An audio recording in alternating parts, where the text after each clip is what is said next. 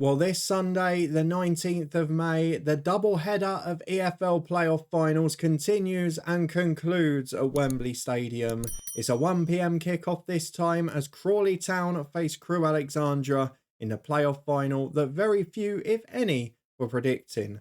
We'll talk a little bit about how both got here, we'll preview the game, predict the outcome and guess the score as well. And I'll encourage you as always to get involved in the comments below.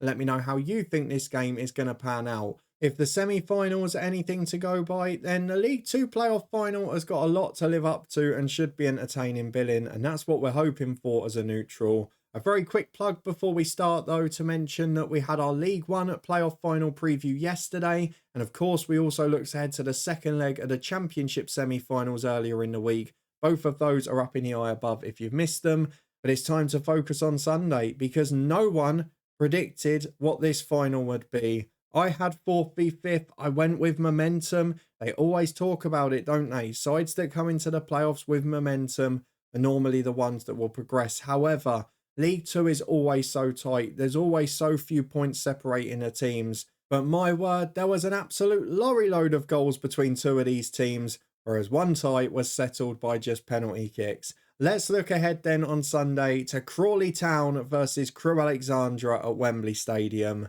And we're going to have to start with Crawley, aren't we? Because that over 2 legs as a playoff semi-final performance as a complete 180 minutes might be among the best I can remember seeing in a long time. A wonderful dismantling of the MK Dons team that were favourites to win this and were heavily the top scorers of the 4 teams in the League 2 playoffs. They took them apart and of course, look, the first leg, you can say the postponement on the Monday had an effect because MK Dons with the travel, with the one-day interruption and turnaround, of course that can have an effect. However, it doesn't excuse what happened in the second leg at Stadium MK on the Saturday, where Crawley were absolutely magnificent, comfortable on the ball, and as a neutral, they have been one of the best teams to watch in the league this season. It does mean that you kind of get inconsistency at times, but that makes it 5 unbeaten now after a couple of defeats prior, including a poor one at home to Colchester. And I think that sort of sums up what you get from Crawley. Magnificent over 2 legs there. Comfortable against Grimsby on the final day. But then 1 point out of 2 games against Sutton and Colchester not long before it, who finished in 2 of the bottom 3 places in the division with less than a point a game on average. That sums up what we get from Crawley. Those 2 legs, though, we can't take anything away. And you can't take away from the coaching of Scott Lindsay because this was a side, we mentioned it before the semi-finals, were the outright favourites for relegation this season, narrowly avoided a drop last year in 22nd place. And they've played teams off the park at their best. They were magnificent in both legs. Danilo Orsi is a player who has been coached and improved significantly. And I think that's maybe where Scott Lindsay deserves the most credit. Not perhaps the tactical side of the game, but the belief he gives players and the improvement and the time on the training ground that they've invested into players' games. They've improved a lot of young footballers and they're reaping their rewards for it in those 2 legs. However, we know a poor result is only just around the corner. And on another day, some of those ballsy moves playing out from the back can turn into mistakes, can turn into pressure and can turn into goals against. And we have seen that at times this year.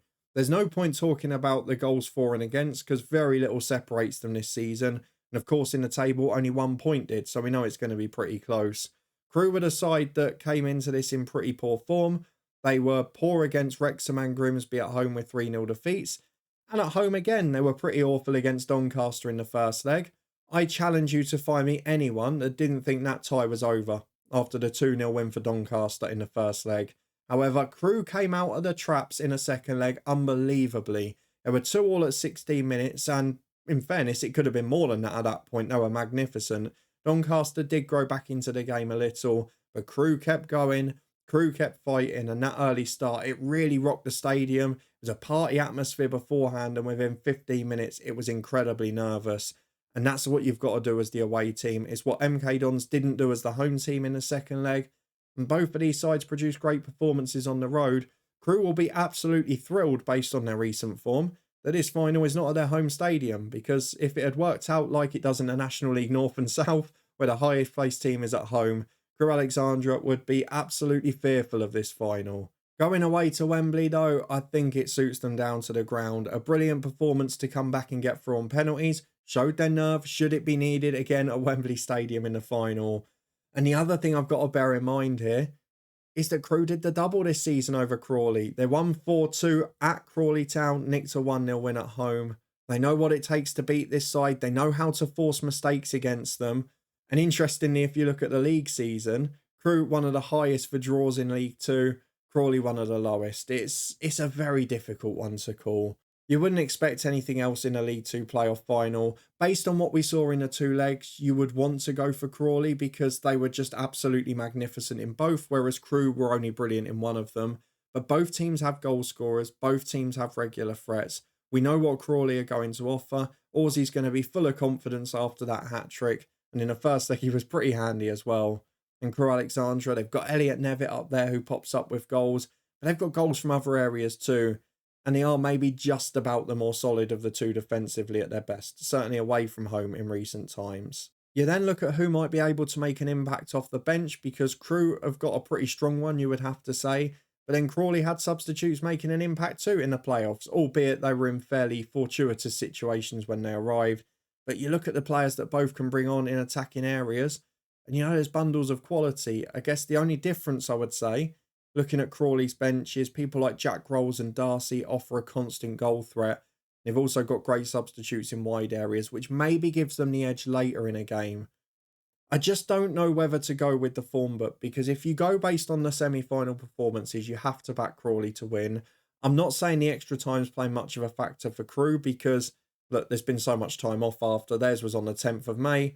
They're going to have had over a week. They'll be absolutely fine. But will that penalty shootout play a part if we get later in the game for Crawley too? Because the way they play, some of those aggressive players and the attacking stars might not be doing 120. From a neutral point of view, I'm actually quite excited about this game. Maybe more so to watch from an attacking entertainment point of view than the League One playoff final we previewed yesterday. I think this one will be a lot more aggressive. Crewe trying to press Crawley. Crawley trying to set them traps. But you just wonder, will Crawley get caught out at the back? I think based on the way they're playing at the moment and how fluent they are, I have to back Crawley as favourites here. However, it only takes Crewe to score the first goal, and that's the problem in the MK Dons games. They didn't get tested that way, Crawley. If Crewe are able to start like they did against Doncaster, relentless in the press, make sure they put pressure on the goalkeeper and defenders playing out from Crawley, they could quite easily race into a 1 or 2 goal lead and it becomes a comfortable day. Because we've not seen Crawley under that pressure for some time. And generally at times this season when it has happened, such as in the game at home to Crewe, they have fallen apart a little bit. But I just fancy Crawley to take their form from last week in. I think there were 2 brilliant performances to boost the confidence, and we have seen plenty of times where it doesn't work out that way. But momentum is often the thing that carries teams. And when you've got 2 that are so closely matched like this, 4 goals separated for goals scored this season, 2 for goals against, 2 for goal difference, and 1 for points. Even though Crewe have done the double this year, I'm going to go for Crawley to win.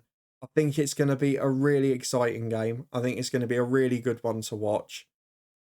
But I just don't think Crewe in recent weeks have had enough of a goal threat. 3 blanks in their last 6 matches. 2 of those other 3, they only scored 1 as well, away at sides in the bottom half of the division. I know the form book shouldn't mean much, but Crawley have got the greater goal threat. I'm going to go for goals. I'm going to go entertainment.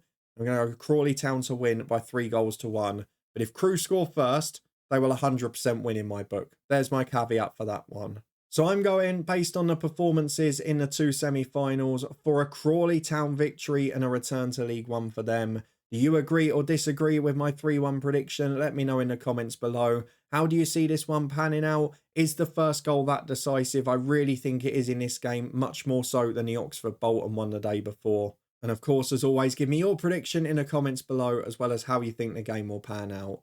Hopefully you're looking forward to it. If you're a fan of either side and going, have a great time, enjoy Wembley, and hopefully you get to be on the right side of the outcome. I have no skin in the game, so I don't mind who comes up. I just want to see an entertaining game, which based on Crewe in the second leg and Crawley in both legs of the semi-final, I think we've certainly got a good chance of getting. Hopefully both teams will perform on the day. Hopefully it'll be a cracker to watch. If you enjoyed this one, please do chuck a thumbs up on it. If you want to see more stuff like this, we had our League One preview yesterday for Saturday's final in the eye above, as well as our Championship second leg predictions for the semis. We'll be previewing the final for that one next week as well. We'll also be back tomorrow for our final ever Luton Town Premier League preview. Sadly, relegation all but confirmed with a game to go.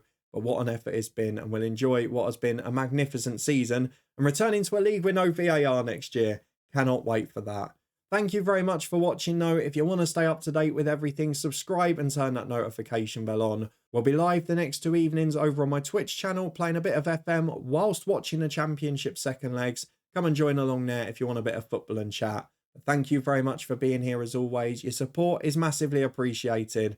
We've got lots of exciting stuff to come in the off season. But before that, I'll see you again tomorrow for our last Premier League preview.